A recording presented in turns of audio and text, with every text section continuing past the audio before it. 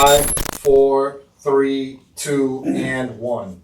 All right, welcome back to the Kingdom Leadership Academy. Today I have a very good friend of mine, Jason Waggenspack, who is the director of possibilities, the head of possibilities at the ranch.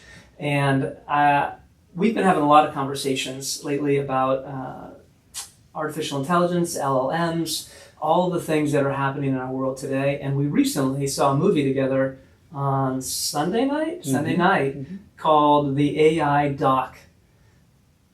Conversation, or is it just the AI Doc? I think it was the AI Doc and How I Became an Apocalyptist. Apocalyptist, yes. And that was one of the biggest things that I took from it was the word, the apocalyptist. And I went home and I was telling my wife about it. And so she's like, so you're this or that? And I'm like, no, I think I am an apocalyptist. So I think we have a ton of things to talk about. We've obviously been sitting here chatting beforehand about so many things. And before we get back to those conversations, let's finish the movie first. Maybe discuss and digest some of the things that you pulled out of it. What are some of the things that stood out to you?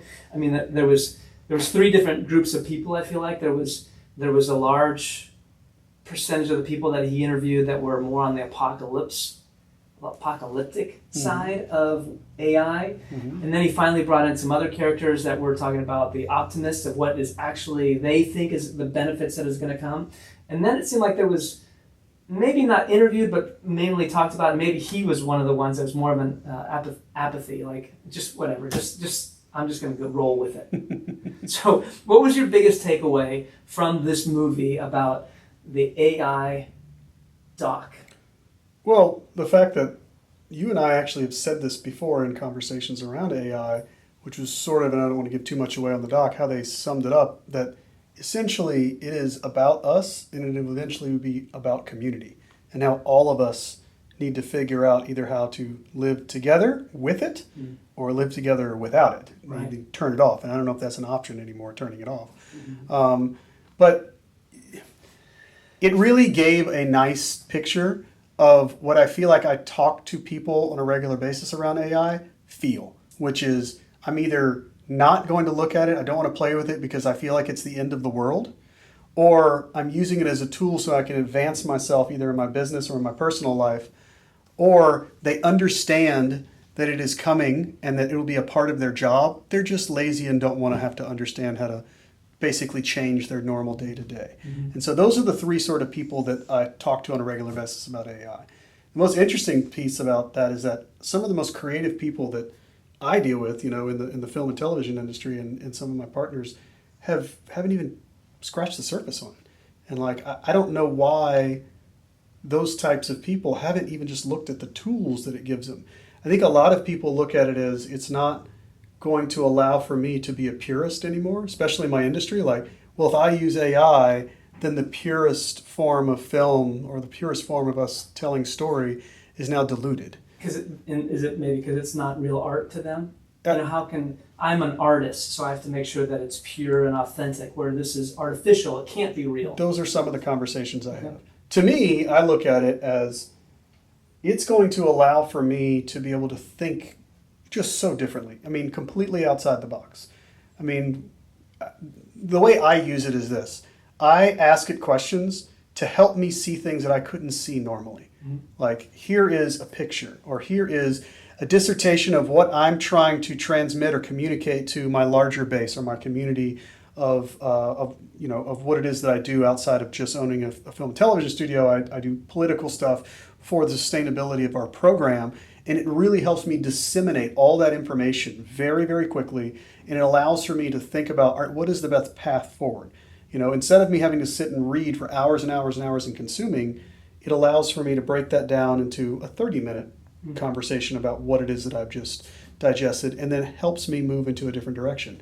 Or I can take something and I can put it into the LM, and just like I mentioned to you earlier, like, hey, give me the reasons for or against this, or tell me the things that I'm missing, or tell me things that are happening right now that I don't quite understand that are about this subject that might help me move into the direction that I would feel that I should go in. Do you think that this is a paradigm shift, or do you think this is just education? That we need to educate people, like, here's a tool that you can use that will enhance what you're doing, or what you said in the beginning, is it more of a paradigm shift where this is going to allow you to ask questions that you've never thought of before? Because that statement is hard to swallow, I think. What do you mean, think differently than I've ever thought before? Look, I don't want to get into the apocalyptist discussion, but this is going to change everything that we do on a day-to-day basis. Absolutely. Everything we do. Look, before last year, I was of the obsession that we were all going to lose phones and we were going to go to spectacles as our device that we were going to communicate with. Because I looked at something as easy as putting on glasses and being able to put graphics over the lenses when we're walking or when we're talking, or being able to consume information while we're, if you spoke Spanish and I didn't understand how to speak Spanish, it would translate it for me so that we could have a conversation right now and we could talk just through my glasses. Well, I'm now of the belief that we're not even going to get to glasses. It's going so fast. We are going to have maybe something as small as a watch that's just going to be computing information to us on a regular basis, or consuming that information and somehow giving us, we don't even need a watch at that point. We can just put something in our brain or something implant, or, you know what I mean? And it's just going so fast that it's getting wild. You just jumped so far ahead of this conversation. But it is. That's where we're headed, is honestly, it's going to, what's going to happen to transportation? What's going to happen to education? What's going to happen to community gatherings? So, all of these are big questions. And I think that the biggest one of them all is, what are us as humans going to be able to live with? What do we want to live with? And who do we want to live with? And I think that this is, we'll go to the biggest of the big and then we'll work our way back down. But this is that alien that we all thought was going to change the world, that if we're all going to be fighting over politics and race and religion and all this crap that means nothing, honestly, because it's all about us and love, right? It's all about how we can treat each other equally. This is the one thing that it's going to have to basically tame us to say it's either live with it or don't. And it is here. It's the alien that we have created. Wait a second, time out. You just said tame us. And so you have was it Prime, right? Did you guys create Fallout here? Oh, no. Fallout was not shot here. Talking about Fallout the movie? Yeah, this TV series. No, it was not shot. Okay, have you seen it? Oh yeah, I've seen it. Because that's one of the things, the chips, right? And it's to tame people. Mm-hmm. And so that's the scary thing for me, is we're talking about this, the eventual, the train is coming, you can't stop it. And I know, and I've heard it so many times from these guys, that yes, we're going to just put a chip in you and it's going to be so great. Now, there are warnings, you in the Bible. I mean, this is something that we've talked about maybe before, but this is one of the things that the Bible warns against, that there will be something on your body that you will have to use that is a sign of the end times, or is, a mark of the beast, is one of the things you say. And whether you look at it like that or not, you can also look at it just from a pure historical perspective of authoritarianism or tyranny. Like, if I can control you, then are you really your own agent anymore? But aren't we not controlled currently? Well, okay, that's another conversation, but we can talk about that shortly, yeah. We're controlled by government, we're controlled by rules and laws and organizations on a regular basis. Yeah, but that's different.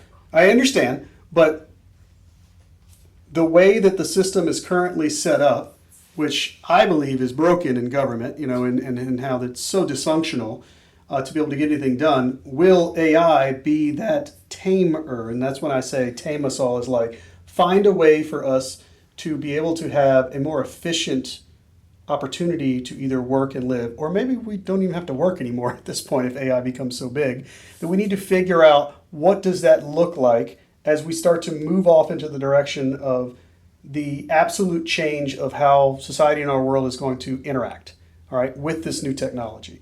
Because, I mean, you're going to have robots that are going to be doing so much for you personally and for your business, that are you going to need to do the same things that you do today that allow for you to sustain a livelihood? And so we're talking about things that sound science fiction. Mm-hmm. It's like a movie. Mm-hmm. Yet I was listening to one of the makers of, I can't remember the company now, A4, whatever, is the robot that walked with Melania Trump down the aisle a couple days ago. This was Monday or Friday, something like that. And so I was watching an interview with him, and his goal is by 2035, I think, whether his company or a combination of companies, there will be a robot for every single human being. Mm-hmm. And they're planning on, right now they're making a robot every 90 minutes. And their goal is that they will be making 1 million robots per year. And those robots are more human-like than you could possibly imagine. Oh yeah. From the sensitivity of touch and feel and grip strength to obviously being mobile and walking. If you... And each company will be more advanced than the one that's right now. Correct. You know, Elon Musk is working on his robot. I can't remember the name of it now. Optimist. That's going to be more advanced than the current level of this other company. Well, he's on his third one right now. And so he's just going to continue making Optimists for as high as it can count. But think about the advantages you have. Everybody looks at the disadvantage of the Terminator or the Matrix scenario where everything and I'm not kind of looking at shuts that, down. but yeah, I get what you want. But if you had something that you could pay one price for, obviously I think you're paying a monthly though on internet service, but that's a whole other conversation that we can get into. But if you had something that you could pay one price for and it would help you for a lifetime with a limited amount, hopefully, of repairs that would come along with it, that could do your dishes and clean your house and repair your AC and, do everything for you, and is your security blanket, because one, it's got cameras all over it, or it can deflect potential threats that are coming your way. Elon's talking about how these things could perform surgery on you if it needs to. It could be your doctor. Sure. It can read you. It can give you a thermal look over to see you're sick or you have something wrong with you. If you've got a cut, it can give you stitches. Think about all these things. And that's the crazy part. To the minute level of stitches or surgery that a robot will be able to do in the very near future. Mm-hmm. We're not talking 10, 15 years. Like within the year or two, we will see these advancements. I mean, and this is the crazy part. This was in the movie. He said, so one of the guys said, well, by the time you produce this movie and get it out, it's going to be outdated. Yeah, well, and it is. It is outdated. Like from the things that we've been researching and we were looking at, like, well, yeah, that's already happened. Oh, that's already happened. There were so many things that they're like, yeah, this is going to happen. And they've blown past that. And he started, this just came out on a Sunday. Mm-hmm. That's how fast everything is moving. Mm-hmm. And so I don't think that people understand the levity of what is actually taking place today and how their life is literally, not figuratively, literally going to change in the next 12 to 24 months. Even shorter than that, I would think. I would say in other places. And maybe this is a good thing, like St. Bernard is usually always slower, or New Orleans is always slower than the rest of the country. But even here, it's going to happen. Because San Francisco, Phoenix, you've been, Austin, these places, you've seen, these changes are already there. Driverless cars are everywhere in those cities, I should say. And so that's just a small thing. There will be, my prediction, I've been telling my daughter, because she hates it, because she's like, I want to drive. Like, I don't think you're ever going to have a car. I tell my daughter that too. I don't think you're going to drive, because I think in the next year or two, everybody will be forced some way, whether it be insurance rates, or by government we just want to protect people. Mm-hmm. Everybody will be in an autonomous vehicle in the next 2 years. Yeah, I think the safety component of it is going to be the first one to strike. It's some ridiculous amount of people die every year. I think it's 40,000. Isn't it like the leading cause of infants or death for children under 5 or something is car accidents, something along those lines, which is just wild.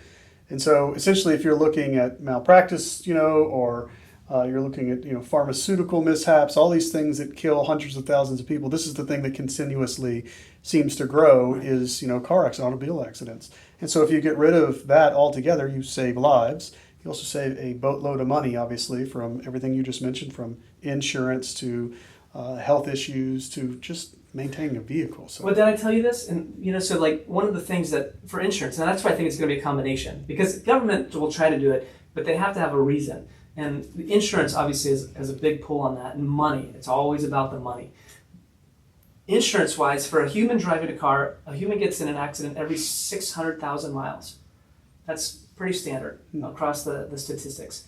The new statistics that have come out for autonomous vehicles that they've been studying since they came out, an autonomous vehicle will drive 5 million miles before it gets into an accident. Mm-hmm. Well, there's already, there's one company that does autonomous vehicle insurance called Lemonade. Lemonade, yeah. Mm-hmm. And so, and it's dirt cheap, obviously, for a good reason. Don't get in accidents. But let's even go back to what you said with government. I feel like AI is going to infiltrate government pretty soon, if it hasn't already, for finding answers for really hard problems and finding the solutions necessary. So, I mean, what if we decided to type into Claude, like, if we had fully autonomous vehicles, or we had a majority of autonomous vehicles in the world or the United States, whichever you wanted, what is the next best solution, or how can I save money, or what would be the reduced rate of deaths and accidents, and it gives you all these numbers, and you're starting to see these real things, then I feel like that gets wiped out. So couldn't you do the same thing in government? Like, here's the problem we have, here's the wars we're going through, here's the issues we have with pharmaceutical regulations and insurance with pharmaceuticals. Can't you find simple answers with AI that helps us then jump into an opportunity where we're hopefully sorting out all this government mess? Because to me, that's what I think our biggest trouble is figuring that out. Because right now you have an economy that's slow, all right? There's not a lot of money going into the economy other than AI. There's a ton of money being dumped into that at the moment. Billions. Trillions. Trillions, yes. Trillions of dollars. And then, how much of that is going to end up being waste? I mean, we talk about this Meta plant and this Amazon plant now that's coming to North Louisiana. And to me, I think it's good that we're investing in the infrastructure, but I don't know if it's going to be here. I don't know if we're going to be doing data centers on Earth. I think that you've got this space race going on that is going to allow for data centers to be cheaper, easier to pull power from one source, the sun, out in space, and then you don't need to waste the infrastructure or the utilities or the needs or the land here on Earth. Well, this goes to another movie. I got a list of movies here. I bet you do. I do. So I was going to bring Hopefully this. I've seen most of them. The Expanse. Wow. I know I've seen it, but it's been No, I haven't seen it. That's the one you told me to see. I haven't seen The Expanse. The Expanse is great. It is futuristic, Mars, this sort of stuff, but it has a lot to do with like mining in space for minerals and gold and whatever it is that they're out in space mining. It's just the writers who ever come up with these things, like Fringe as well as another one. Like, I don't know if you ever saw Fringe. Fringe is an old one. That was probably about 15, 20 years ago that it came out. The things that they were talking about, they're happening today, especially when it talks about like the mind chip thing. Like, they had that figured out. Like, I don't want to ruin the plot, but that was the whole plot of the movie for like 6-7 seasons, was this chip that was implanted in people in the future. People were coming back to warn people that's a bad idea. That it's a bad idea, right? And so it's just fascinating. But the space race, and I don't know how many people are like interested in space race, but the space race is going to change our society. And it's so, once again, science fiction for us to talk about. I mean, some people grew up in the late 60s and, the space race with Russia, and we got to get to space, we got to get to the moon. And that was a big unifying factor. I don't know where we are. So there has to be somebody that can lead the nation or the public with a vision of why this is going to be beneficial and transform us in a positive way. I don't think anybody's been able to clearly do that on a mass scale yet. Well, no, because everybody's in a race with another country to basically put together the most intelligent thing that we've ever seen, which is this super intelligent AI system. Because also from the movie, what most of the people who are in the AI race right now are trying to do is they're trying to be the ones who are going to be first to the punch, so that if there is a bad actor in AI, because if everybody has their own model of an AI system and an evil person takes over that and becomes, the next Stalin, who wants to just go out and kill everyone, why wouldn't they just build their own AI to be able to blow up the world, right? Well, there are so many there are so many more intelligent people than you or I, not to down your intelligence, but I know this for a fact that I'm not intelligent enough to put together these models. I'm glad somebody who's on our side trying to do good and trying to make sure that if something is going to be nefarious or go the wrong way, has a way to combat that. And it sounds like that is the reason that we have a lot of these people here in America that are building some of those powerful ones and dumping so much money into that and not worried about the rules or regulations, knowing that they have to get there before somebody else does for that specific reason. So, yeah. Yeah, that would be another conversation because there's a lot of ideas. Like I have a lot of thoughts about global war that would take place in a matter of seconds. Did you notice something about each of the people, Sam Altman, Dario, and who was the one from Google? Google. Anyway, Could something like yeah. Go ahead. all of them had like this little tick, like almost as if they were on the spectrum a bit. And I was like, man, somehow they are tapped into something that all of us aren't. You could just see them wired a different way. The way they talk, the way their eyes moved. I study that in people, and I'm like, there's something and all of them were unique, Yes. but had something else that, I feel like us normal folk don't necessarily have that switch or Well, that. you throw Elon Musk in there, same thing. Yeah, he's the same way. Yeah. Totally. And even, what's his face? Zuckerberg's the Yeah. same way too. Mm-hmm. They've all got this something. Anyway, it's super interesting to me to watch how they think. It's almost like, have you ever seen John Baptiste, his documentary? I think it's American Beauty is the name of it, but it's him making this album. And to watch him make music, he's just different than every other human being I've ever seen make music. He just starts with something. He starts with, a rhythm or just something, and then he just lets it come to him. He starts closing his eyes, and he's just like swaying back and forth. He's feeling it come into him. And then he starts to output the way he feels the music needs to go next. And he's like, oh, let's add this tone of piano, or let's add that strum of an instrument, or let's add this horn. And it's just, all of a sudden, it's almost as if it's like he's clairvoyant. It's just something coming through him that just then outputs this unbelievable thing. I think the same thing with one, which you mentioned earlier, like with directors or with writers who came up with these wild ideas, decades ago, right, that now we're sitting in today. Something is passing through them and telling them that this is the output. This is what you should foresee, or this is the vision. What tells you that you need to make the decision to go next? Is it just experiences alone? Is that all it is? Is it the experiences you've had in your life that now make you decide where I'm going to go? I'm going to go through this door to the left or the door to the right? Or I'm going to... Well, now we're in a different topic. I know, but what I'm saying is there's so much to talk about on those lines of... And it basically goes to, are we in the... The Matrix? No, but are we in the simulation is what simulation. Yeah, and this is a big thing because I feel like we used to live in a day and age where we would experience stuff and that formed our reality. Like, because I did this, or I rode this bike, or I rode a horse, or whatever it is. Like, we all have these experiences from childhood. I wouldn't say everybody, but people maybe our age and older have had these experiences.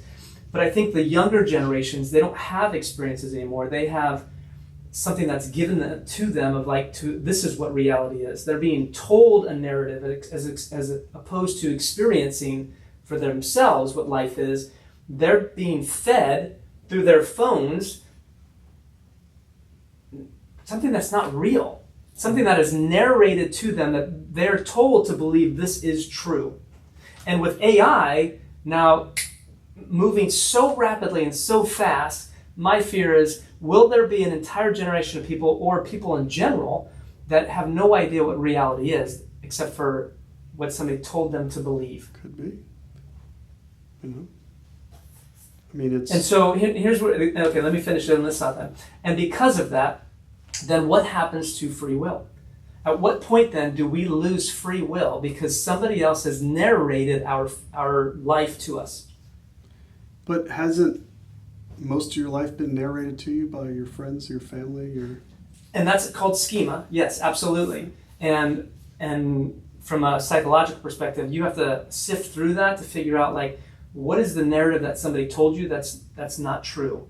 And the idea of psychology is you have to get to your true self. Who are you, as opposed to what your parents told you, or your teacher, or somebody else told you? You're not good enough. You'll never make it. Blah blah blah. Whatever these negative messages that you've been holding on to as baggage. The idea is to strip those away so you can find out your true identity. But if our identity is constantly being bombarded by these outside messages, like John Baptiste, is that what you said? I love that idea because I think that's something that our society has to get back to. And this is my fear. I think we're about to get at a point where it's a pivot point, where there will be one direction where you will be consumed by your phone or these devices or everything that will be dictating you, this is how you're supposed to live your life. Or there will be the other pivot side where you find moments of silence and you can listen and you can think for yourself. Mm-hmm. We don't have that today. Yeah, people have been trying to push us on prayer and meditation, which is what I do. Huh? Actually, I've been lackluster in the meditation department since I've got 2 new kids, aka puppies, in my house. So I can't get up at the same time or have the same attention span. But I agree with you. We're just flooded with social media slop or things Noise. that it is really noise. But it's dopamine hits. It's utilizing that one chemical that they know they'll continue to get a response and continue to be addicted to over and over again. Right. And so, look, I feel like we go into these ebbs and flows of societal, warnings and issues of where we're headed down. And I feel like right now, with the amount of information that we're being fed, the amount of content we're being fed, I do feel like there's going to be a pullback from that. I do feel like there's this, like I said, this valley, this, we're going to be at a peak and a trough. Right now, you're right, we might be at this deep down dive of, just constant BS that's being fed to us on a regular basis. But us as humans, I do also feel like we have this inner desire to want to be with each other, to also be, in nature and to actually enjoy the planet that we're in. So I don't feel like we're always going to be shut off and the society is going to go into that direction where we're going to hit this element where everything becomes so apparent, so abundant to us. That's the only thing we're ever going to want. I see it the opposite way. Like, I'm, as an optimist of the apocalyptist, think that everything that's headed our way with the AI tsunami is going to change the way of life for me for the better, knowing that I'll now have more time to be with my parents and maybe they will live longer. I'll have more time to be with my kids and now I'm able to teach them more about what I love. And it wouldn't be something digital. It would be something that we can enjoy, outside or together. I do feel like it's going to give us more opportunities to find that those are the things that we actually care about. And hopefully that's the direction we're going to end up going in. Hopefully. Now I'm trying to figure out where to shift into. Yeah. I get several questions. We haven't even touched any of them yet. I don't want to take up too much time, but on the apocalyptist side, I feel like where my heart burns is I want to find a way to educate people to pursue the optimist side as opposed to the apathetic side. Because maybe it's because of where we live. There's a saying that I learned when I moved here. It is what it is. And I think so many people allow themselves to just, they get swept up by the wave, and wherever the wave is going, wherever the tide is going, that's where they roll. As opposed to saying, no, I want to take control of my own journey. I want to make my own decisions. I want to choose my path. Which, if you use AI that way, it has so many benefits that you can use it to do those things for you. You can become an entrepreneur. You can create new things. You can free up time so you can spend more time with your family. You can do all these things. And so I'm trying to figure out, how do we communicate that to people, that is the path you need to take, not can you take. That you need to take that path, because the other path is you're just swept away. And you become, in my opinion, what Yuval Noah Harari said, and I read it in his book, and when I saw him in the interview, I was like, oh man. And he didn't say it on the camera, but he said in his book, he said there's going to be millions of people that he calls, not me, useless people. Mm-hmm. And 2047, I told you to watch that movie. Did you watch that movie? Mm-hmm.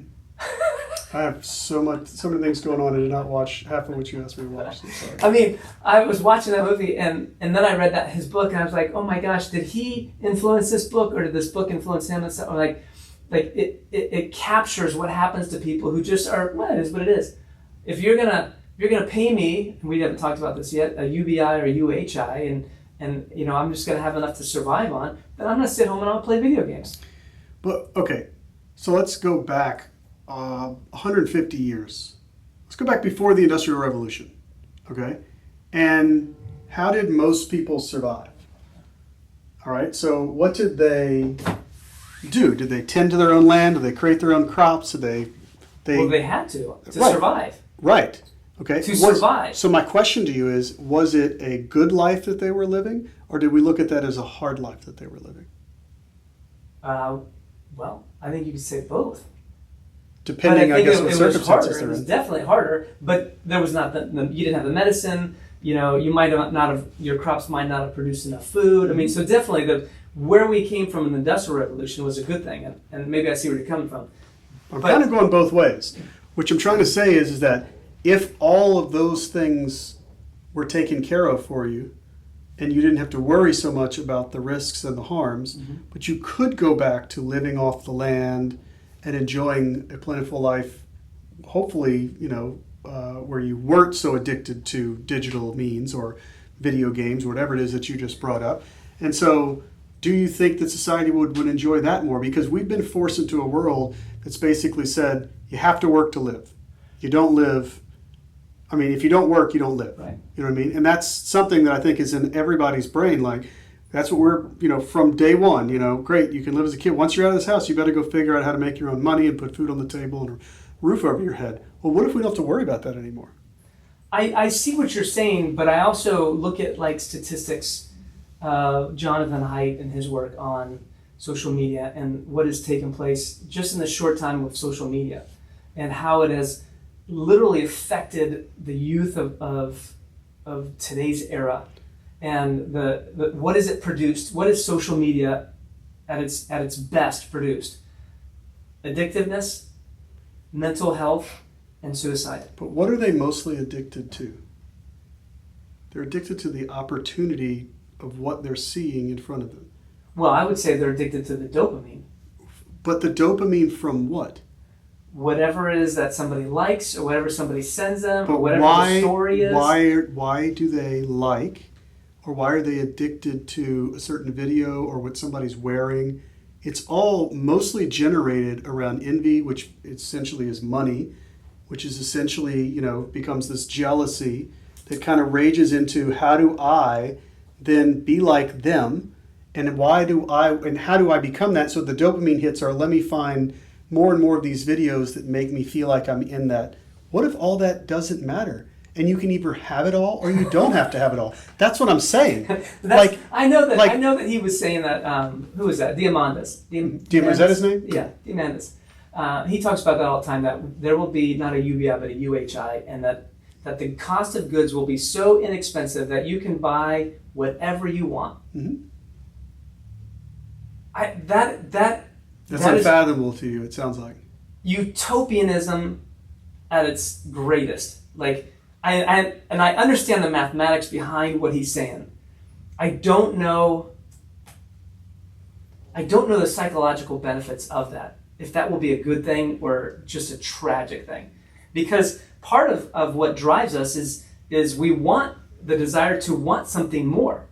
That is part of our natural wiring to move us forward. I want to become better. I want to be better sports, or I want to win at this, or I want to do better, that we have this natural competitive spirit within us. So if you make everything equal, then we lose that spirit.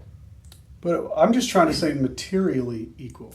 And I think that's part of it. If you make all of that materially equal, then great. The competition becomes, well, I just want to be a better human or a faster human, or, you know what I mean? Like, I feel like you have less of the amount of, again, envy of others or envy of material goods at that point, which I think is going to create sort of a different way that we all think and look and feel.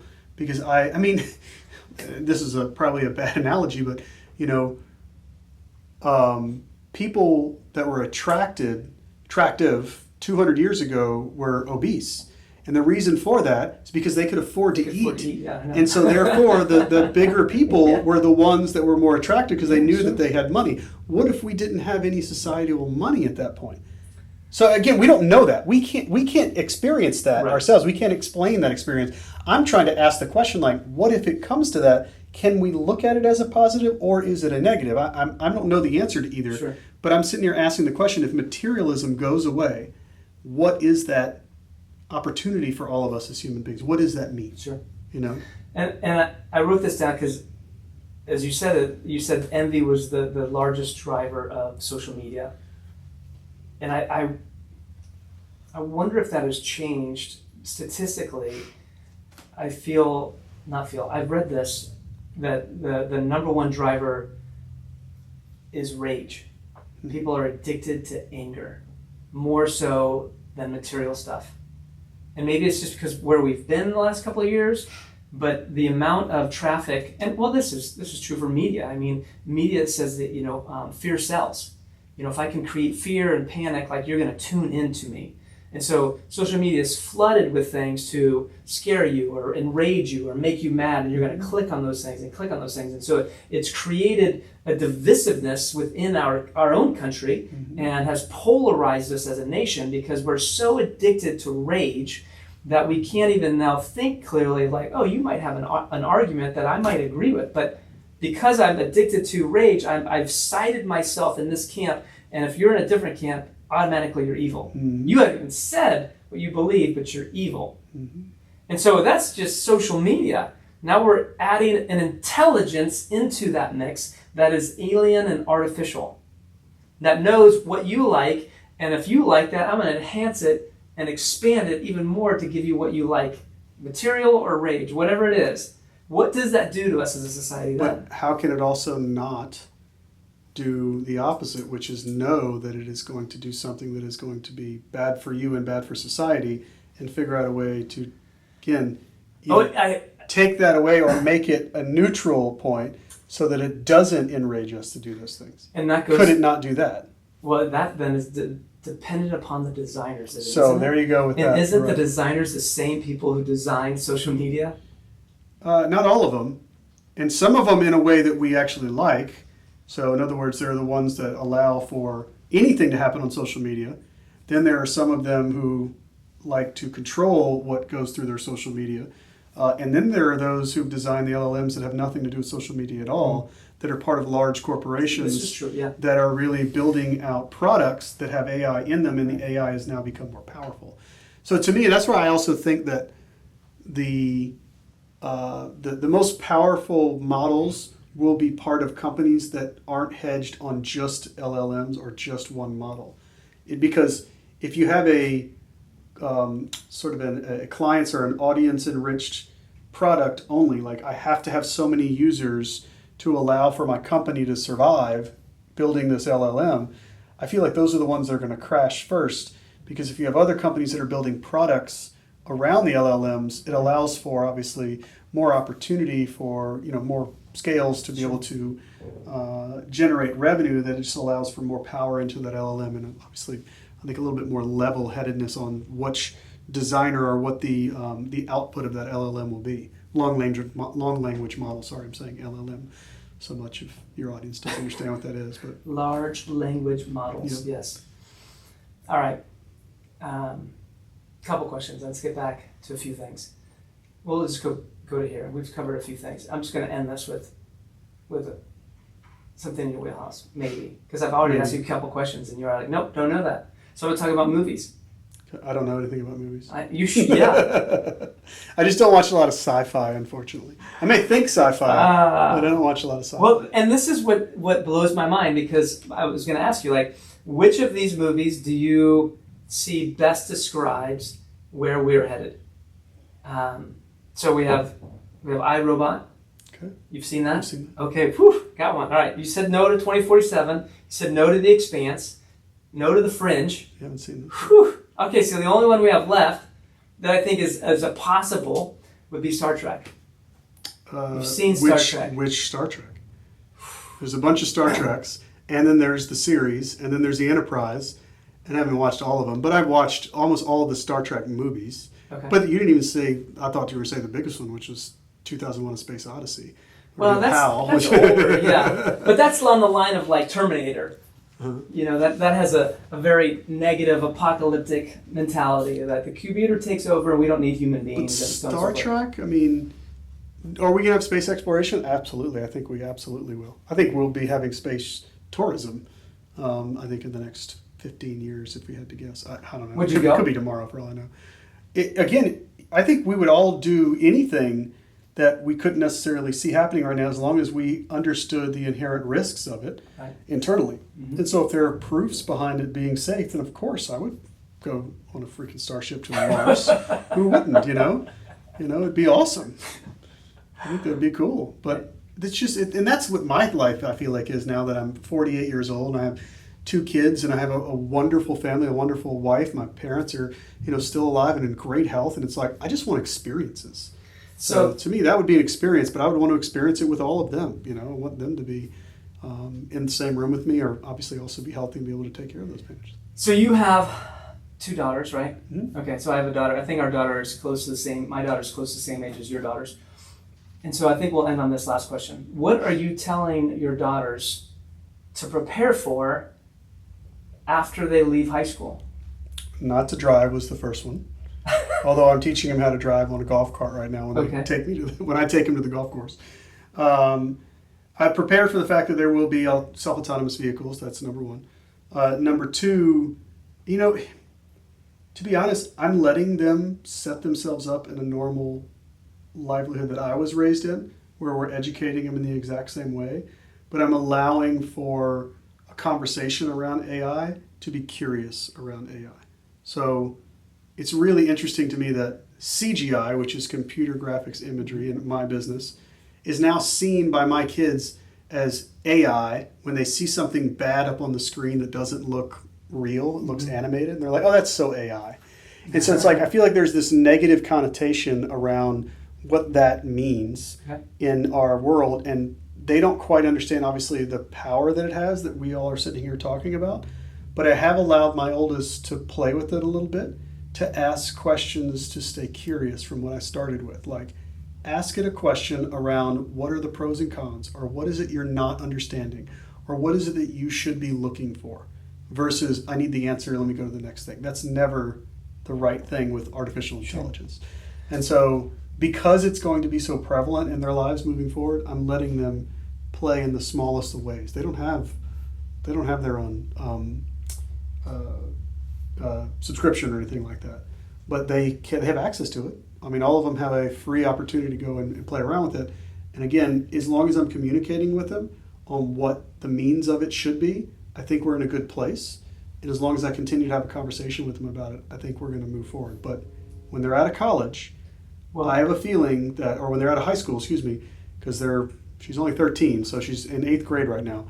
By the time they're out of high school, everything that we're talking about is a real possibility of happening, there's going to be less jobs, there's going to be less material goods, there's going to be a lot more, technology that's going to be moving about our day-to-day, robots and things that are going to be automated in not only in our home and in our transport and travel, but other than those things, what I was specifically going is, you just hit on it and went past that, is what happens after high school? Like, are you saying, like, you need to study this, be ready to go to college to do this? I don't think there's going to be colleges. Okay, that's what I'm trying to get to. Okay.